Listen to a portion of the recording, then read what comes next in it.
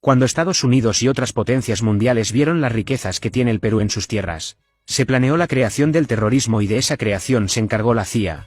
En los 80 un grupo de marineros enviados por la CIA subieron a Ayacucho a asesinar a comuneros, que reclamaban un fraude en unas elecciones. Aprovecharon esa rebelión para poder instalar el cuento del terrorismo. Los marineros llegaron a matar a los campesinos que protestaban. Y esta masacre no paraba. Para esos años no existía el internet, solo se creía lo que la prensa, la CIA y sus militares decían. Comenzaron a matar sin piedad hasta que un grupo de comuneros tomaron las armas para enfrentar a los marineros, camuflados llamados los sinchis, por los pobladores tal como lo describe la canción de La Flor de la Retama, en esa región del Perú.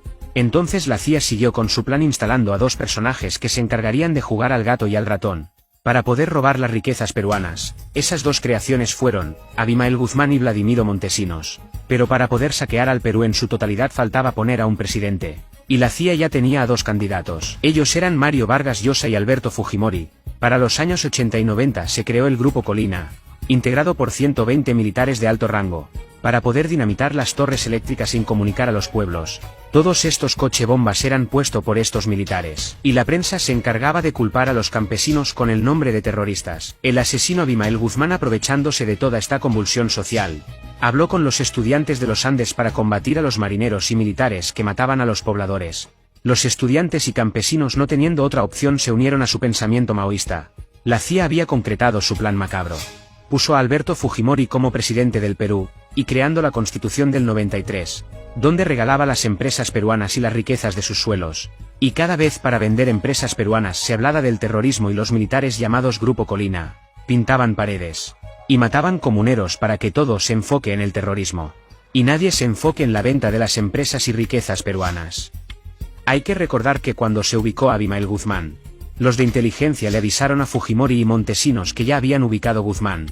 Y Montesinos y Fujimori enviaron a poner un papel debajo de la puerta de donde estaba Abimael Guzmán, diciéndole que escape, que ya lo había ubicado los de inteligencia peruanos. CIA ya tenía a sus tres piezas para el saqueo al Perú: Abimael Guzmán, Alberto Fujimori y Vladimiro Montesinos. Y no iba a permitir que inteligencia del Perú detenga a Abimael Guzmán, sino el cuento del terrorismo se les iba a acabar, y así no iban a poder saquear al Perú. La CIA buscaba desaparecer a la gente de los Andes peruanos donde está toda la riqueza. Entonces se puso el plan de esterilizaciones en todo el Perú. Alejandro Aguinaga se encargó de ese macabro plan, que estaba dirigida a las mujeres de los Andes, para que no tengan más hijos. A ellas estaba dirigida. Hasta se forzaron a más de 300.000 mujeres a esterilizarse. Ese caso fue archivado por la esposa del comandante Colchado, la fiscal Marcelita Gutiérrez. Estos dos personajes, quien tienen como padrino de bodas a César Nostroza, cabecilla de los narcotraficantes llamados Cuellos Blancos. De otro lado, mientras Abimael Guzmán había caído ya por el año 92, la CIA con su otra creación, el MRTA, empezaba a hacer terrorismo, para luego el año 96 crear otra cortina de humo llamada la toma de la residencia del Japón, el rescate Chavín de Huántar. En ese secuestro, cuando los emerretistas dejaron libre a la mamá de Fujimori, ahí se les cayó la careta.